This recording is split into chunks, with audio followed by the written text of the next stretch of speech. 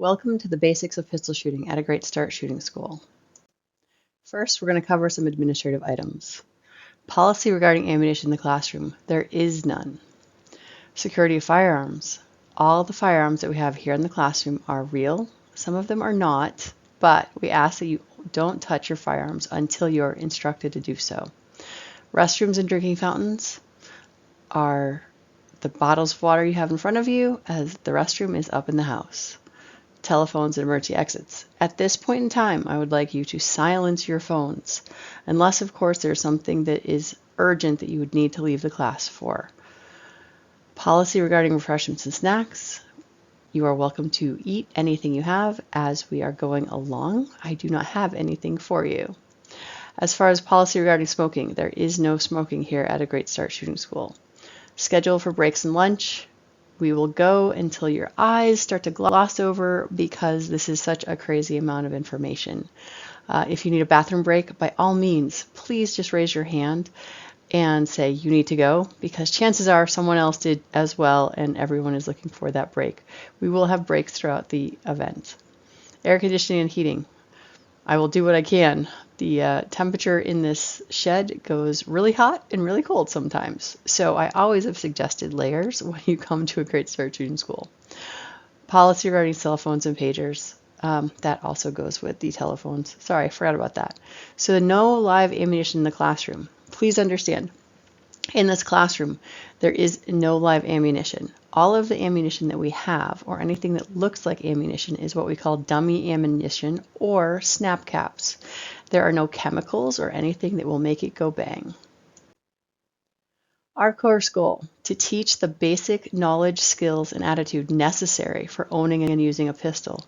Please understand, this class is a basic class. This is not going to turn you into Annie Oakley. The NRA is looking to give you the basic information on how to handle a firearm safely. I know when I came into this class, I thought I was going to leave La Femme Nikita and know everything I needed to know about carrying a firearm, simply for the fact that this is the class that Connecticut requires when we are talking about how to apply for our concealed carry class. So I assumed it was a concealed carry class. It is not. This is the basic knowledge, skills, and attitude necessary for owning and using a pistol safely. And there's a typo on that. Anyway, a gun owner's responsibility. Americans enjoy a right that citizens of many other countries do not, the right to own firearms. But with this right comes responsibilities. It is the gun owner's responsibility to store, operate, and maintain his or her firearms safely. It is the gun owner's responsibility to ensure that unauthorized or untrained individuals cannot gain access to his or her firearms. It is the gun owner's responsibility to learn and obey all applicable laws that pertain to the purchase, possession, and use of a firearm in his or her locale. Guns are neither safe nor unsafe by themselves.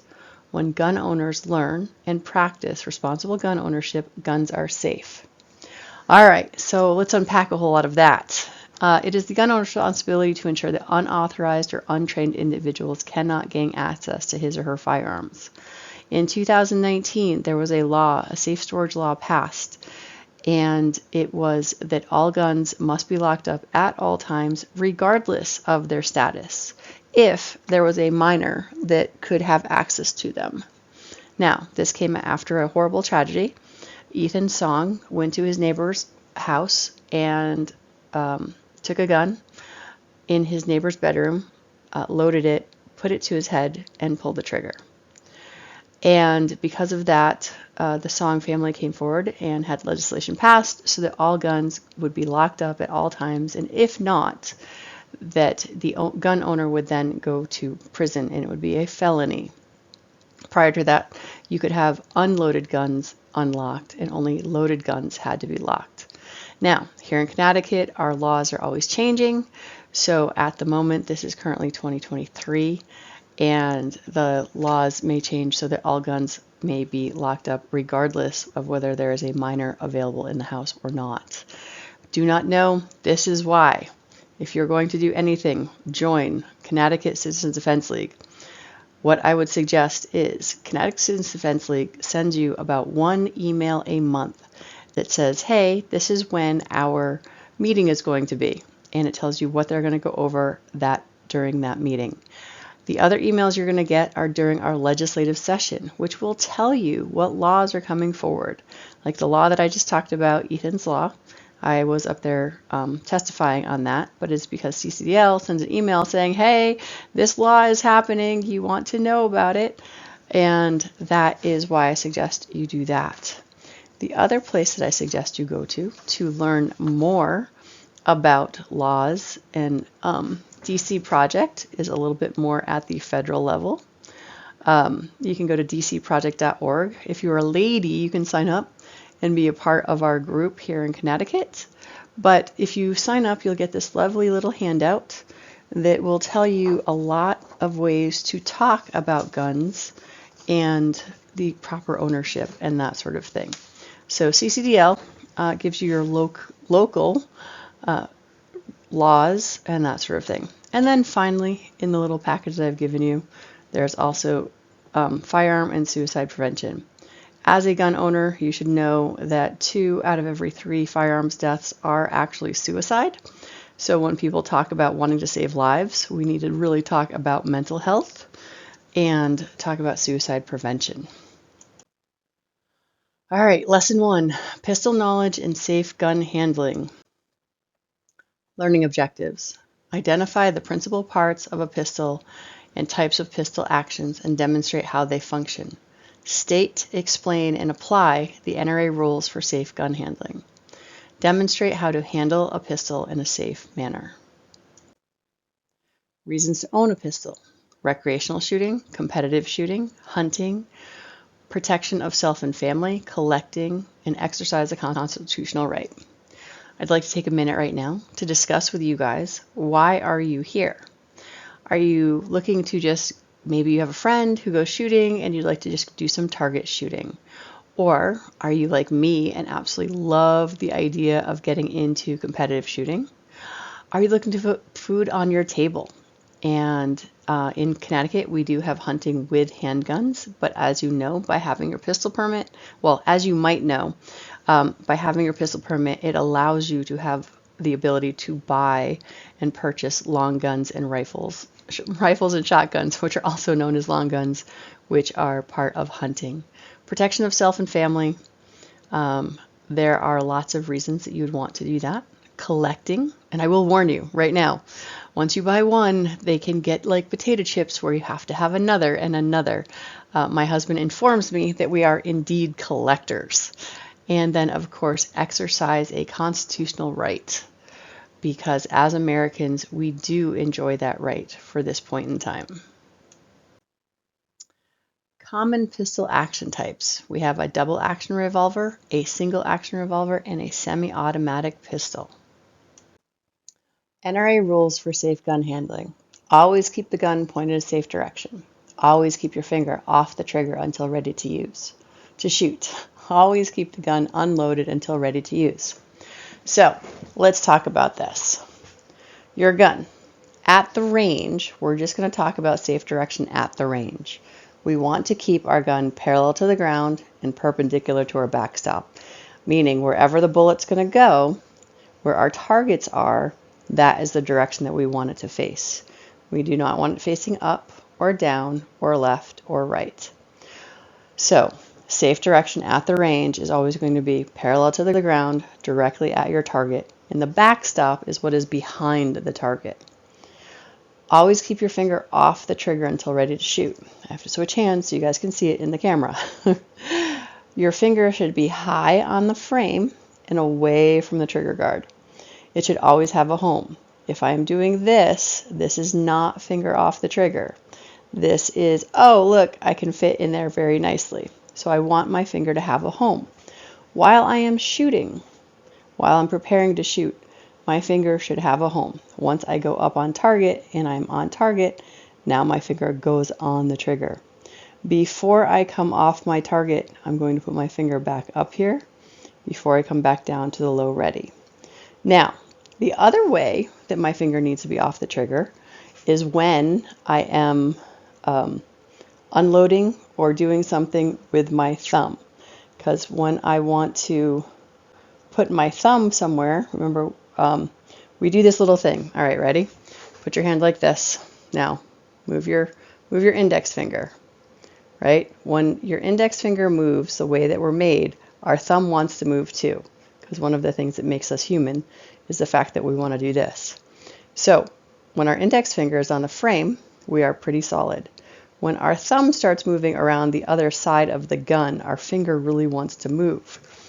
So this is why when we're doing stuff on the other side of the gun with our thumb, we want to move our finger away from this trigger area altogether. So I hope that makes sense. Now, it might look like this. You might have really big fingers. They may just fit all under the trigger guard. The idea is to keep it away from the trigger area. I know some of my students will actually tuck their trigger finger in like this because, you know, where their thumb is on the other side. And keeping the gun unloaded until ready to shoot, because you're going to the range, loading everything up, and then you are headed off and pack everything back up. Uh-oh, why is this not going to the next one? Huh.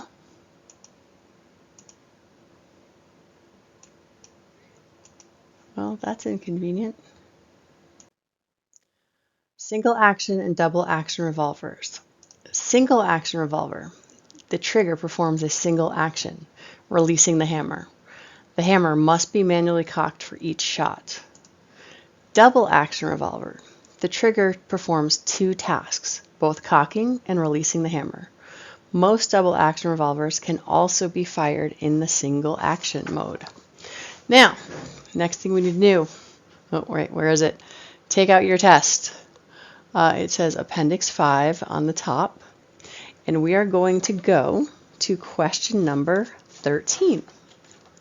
So if you go to question number 13 on your test, it's going to ask you a question about double action revolvers. And the answer to your test question is right here on the screen. So double action refers to the type of action, A, in which pulling the trigger performs two tasks, cocking and releasing the hammer. Yes, that would be the correct answer because it matches what it says here on the slide. And B, C, and D are incorrect. So let me show you what a single action revolver looks like. This is a single action revolver. This is a Colt 45, and I inherited it from my dad. This is the half-cocked position for a single action revolver. This is what allows me to turn the cylinder so that when I am loading it, I open the loading gate and I put one in and then take next and next and next. Single action revolvers tend to be single everything. So what does this mean? It means the trigger here only performs one task. It releases the hammer. Now, the hammer is currently in half cocked. I have to have it fully cocked all the way back so that the trigger, when I pull on it, it will release the hammer. I can now pull on the trigger all day long until the cows come home and nothing else is going to happen because it did its one job. It released the hammer. I must manually cock it all the way back in order for the trigger to be able to do anything, right? So next, we go to double action revolvers. Double action revolvers, the trigger does two things. It both takes the hammer, cocks it all the way back, and then lets it fall. So when I pull the trigger on a double action revolver, watch what happens to the hammer here. It pulls it all the way back and then releases it. So, double action revolver, the trigger does two things. And it says most double action revolvers can also be fired in the single action mode. So what that means is I can cock this hammer and now I'm in single action because now the only thing this trigger does is drop the hammer. When we do the shooting portion of this class, we always have you put this in single action because the less you have to move the trigger, the easier it is to keep your sights lined up. So for most beginners, we will put this in single action most of the time. If you're getting adventurous, we'll let you try double action, but look how much further that has to move. And that's a lot more work. So We like shooting in single action because it's easier to be more accurate.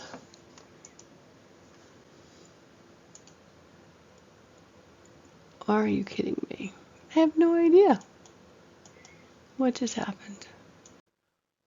Parts of a revolver: barrel, frame, and action. There's not a lot to this. However, this is another one of those test questions. So go ahead and pull out your handy dandy test and go to question number 1. Again, the answer is sitting here on the test. The 3 major components of a pistol are, now, to be fair, we are currently looking at a revolver, but we're going to see a similar slide a little bit later with semi-automatic, and the main parts of a semi-automatic are also barrel, frame, and action. And that's kind of all there is to that. All right, so your frame is the main component of the gun that everything else is attached to. As of currently, the ATF says the frame is also the portion that has the serial number on it. The barrel is the metal tube through which the bullet goes through. And the action are all the pieces of moving parts. In a revolver, you've got the trigger, your cylinder moves, your hammer moves, your all sorts of stuff. So we have that. Revolver components. Here we have our front sight, our rear sight, our trigger guard, back strap, grip panels, and front strap. Now, to be fair, most of us just call it the grip. We don't usually use back strap or front strap.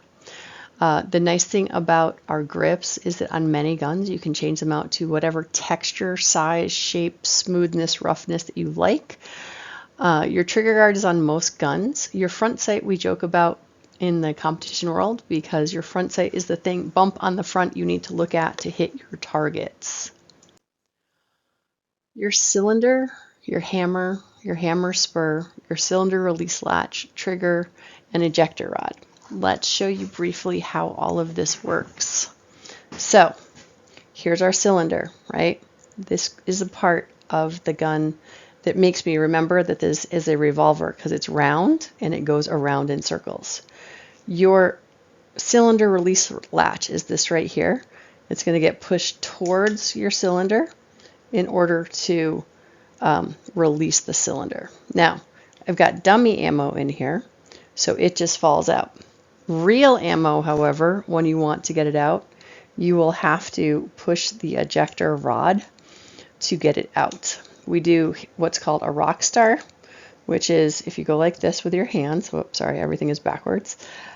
These 2 fingers are going to come up through the frame, and these 2 fingers are holding the cylinder open while your index finger and your pinky are holding onto the frame. Your thumb then pushes on the ejector rod to get your empty shells out, or if there's a ceasefire, they would also get out any of your shells that are in there that are not shot yet. And I hit the wrong button. Hold, please. Next slide. Action. I can't show the action because that'd be really expensive because I'm not good at taking guns apart. But like I said, it's all the moving parts inside. Okay, on to our single action revolver. I talked briefly right here about the loading gate. This is the thing that opens up so that we can put our cartridge in here. I have to go in half cocked with the hammer so that I can go from one cylinder to the next to the next. The ejector rod, unlike the double action where we open the cylinder up, the ejector rod on the single action is attached to the barrel. It still does the same thing. It will still push out the next empty case, or, like I said, if you have live ammo, it will push that out. The cylinder does the same thing. It goes around and round. It rotates. The trigger guard and the trigger and your hammer spur. Hammer is the part that's actually hitting the firing pin, where the hammer spur is this part that you are using to cock the hammer. Now, on a single action revolver, you must have a hammer spur, because without that, this just becomes a very expensive paperweight. On a double action revolver, you will see revolvers that have no tail. They chop this part off.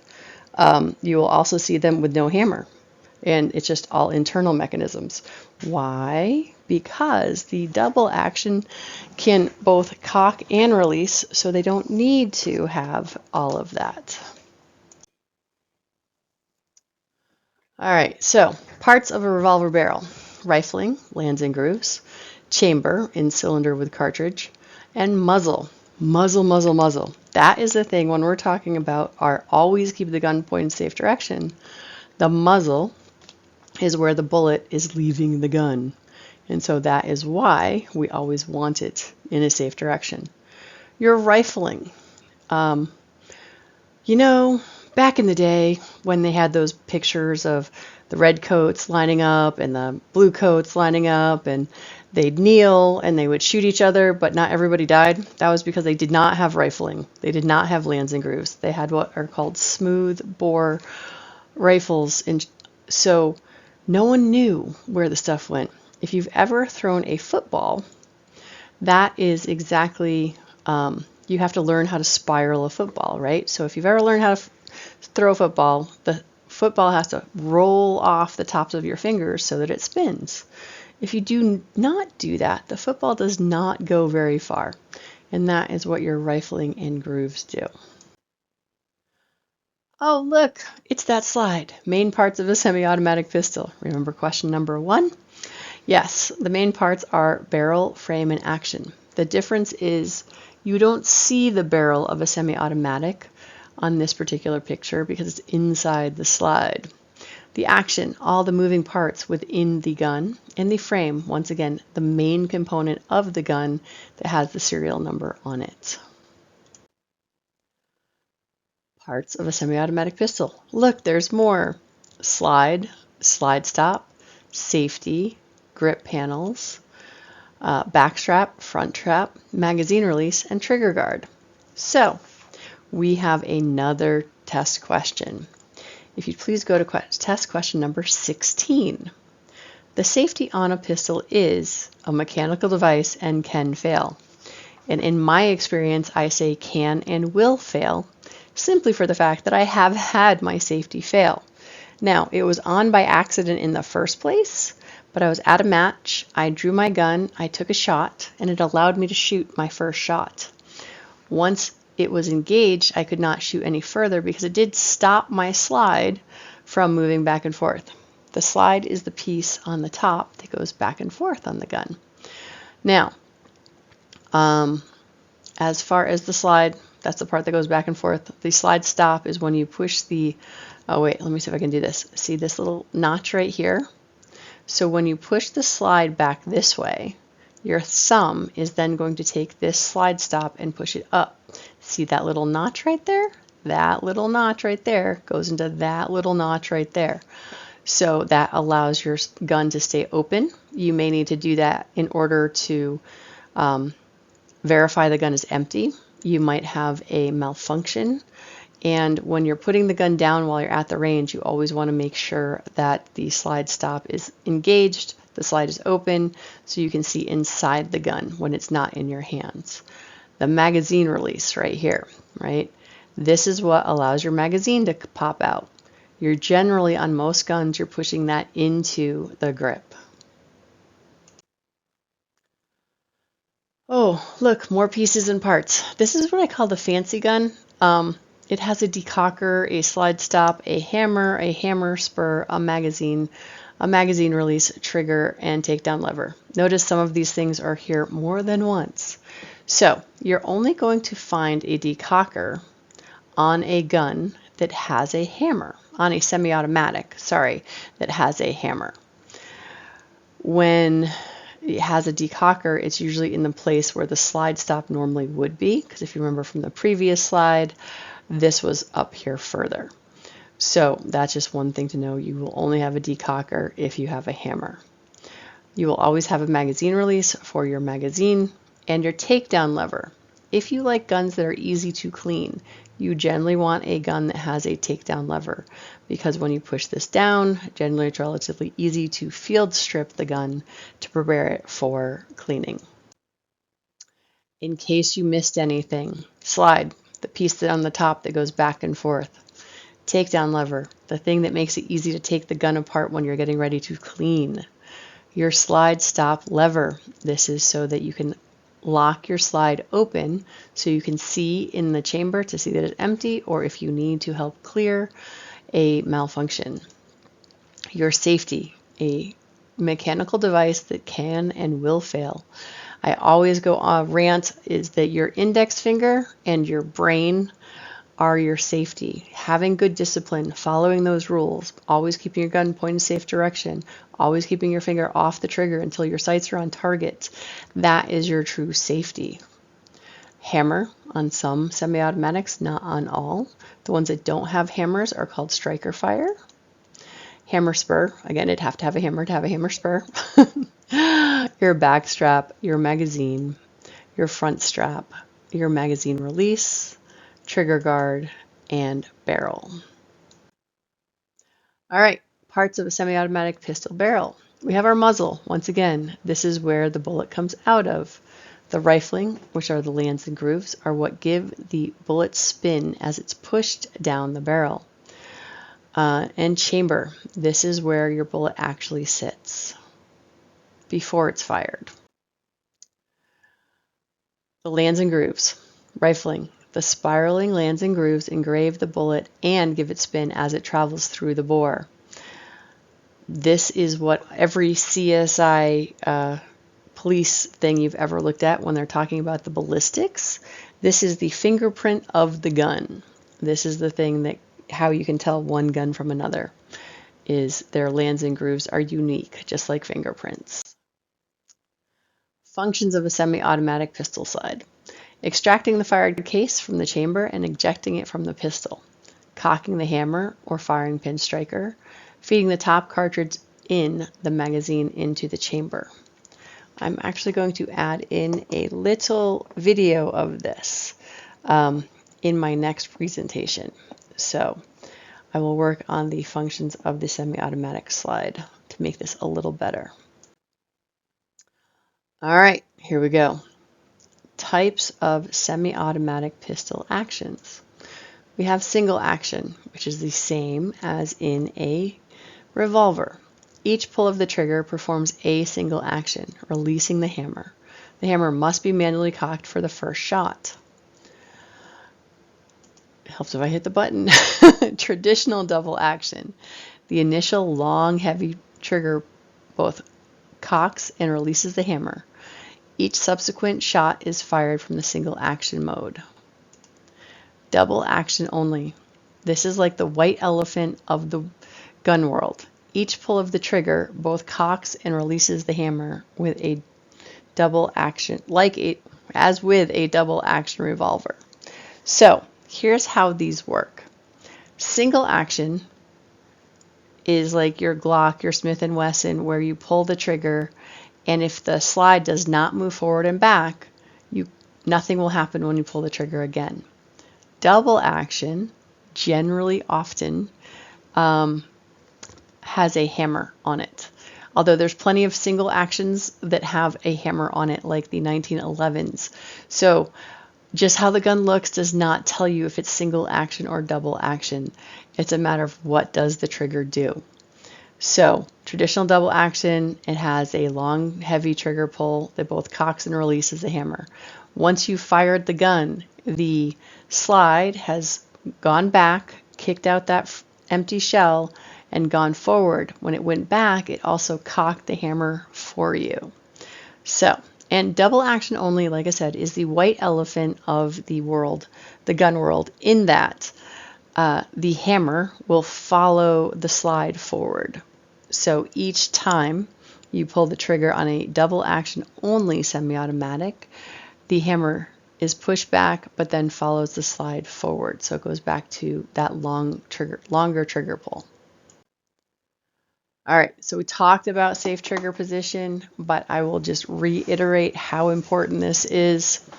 When you are on the firearm, getting ready to shoot, your sights go up on target, and then your finger goes on the trigger. You do your shooting. When you are done, your finger goes back on the frame before you come off the target. If you're up here and you start coming down, I will push your hands back up so that you get the correct muscle memory of making sure you take your finger off the trigger while your sights are still on the target before you come back down. All right, double action, single action, and double action revolver. Whoa, double action revolver, single action revolver, and semi-automatic pistol. We're gonna do a demo. Hold on. All right, so single action, double action. What are we doing? We're going to do the loading, cocking, uncocking, and unloading. Explain and demonstrate the following procedures. Yes, we will. In another video. All right, ignorance. Causes of firearm accidents. Ignorance, lack of knowledge, ignorance of the rules for safe gun handling, ignorance of the proper and safe way to operate a pistol.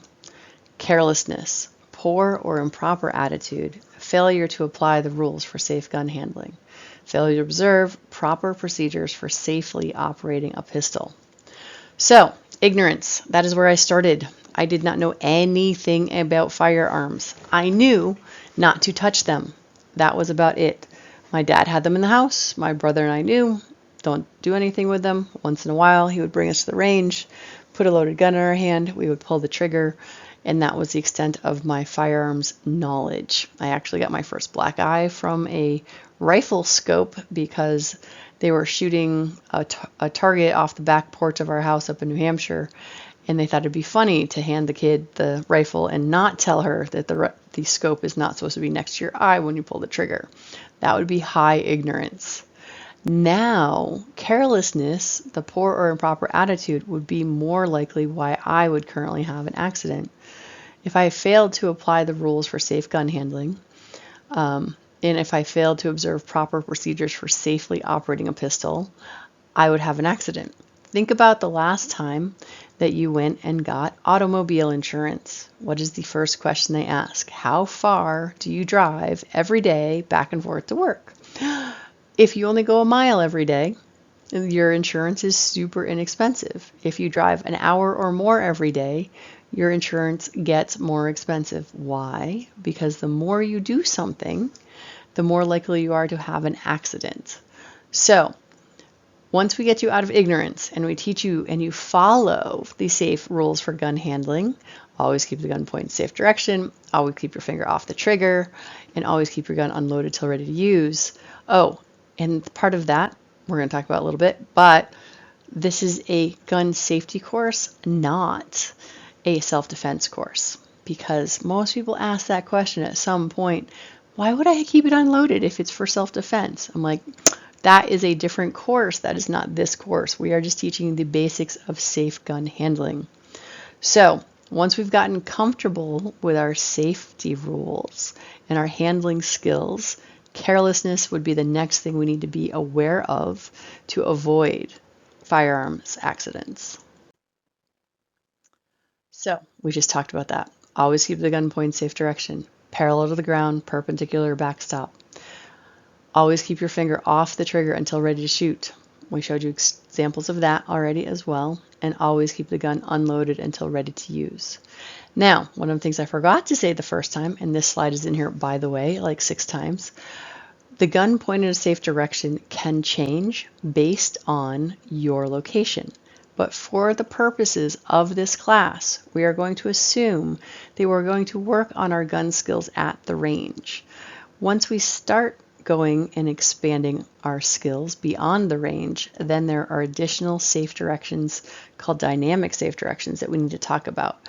But for the purposes of today, we're just going to do safe direction at the range. All right, this is your term. Safe pistol handling practical exercise. We're going to allow you to learn how to load and unload and cock and decock your firearms successfully. Lesson 1 summary. As a result of your participation in this lesson, you are now able to state the course goal and any special requirements for the lessons, identify the principal parts of a pistol and the types of pistol actions and demonstrate how they function, state, explain, and apply the NRA rules for safe gun handling, demonstrate how to handle a pistol in a safe manner. What are your questions? Feel free to email me because this is pre-recorded, so obviously you can't ask me questions right now.